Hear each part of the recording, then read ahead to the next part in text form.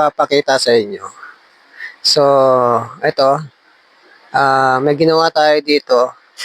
Yung POC, pag-uusapin natin yung POC at saka sa naka-analog radio gamit nitong cross-link interface controller na ginawa natin. So, itong isang wire na to connected dito sa TID radio sa POC. Then, itong isa naman connected sa UB5R. So, gamit itong interface controller, mapag-uusap natin yung naka-analog radio at naka-POC. So, testing natin ngayon.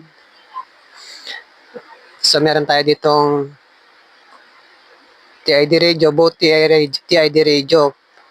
Parehas silang nag-uusap sila parehas. Then, itong namang analog radio, syempre parehas din sila ng frequency.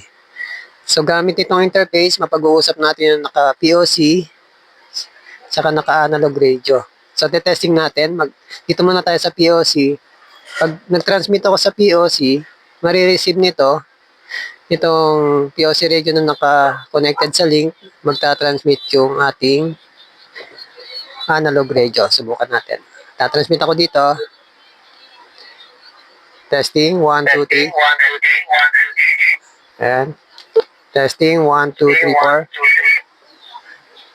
So, yun, na-receive na ang ating portable analog radio. So, dito naman ako magta-transmit sa analog radio. Marireceive nitong analog radio connected sa link.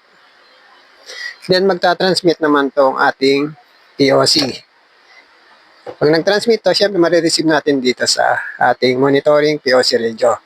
So, magta-transmit ako dito sa analog radio. Testing, 1, 2, 3. 1, 2, 3. Ayan, o. Nare-receive ng ating POC. So, nagre-receive to, nagta-transmit to, namomonitor ng POC radio na user. Ayan. So, yan guys. At napag-usap natin yung naka-analog radio at POC radio gamit nating interface controller. So, hanggang dito muna at maraming salamat po.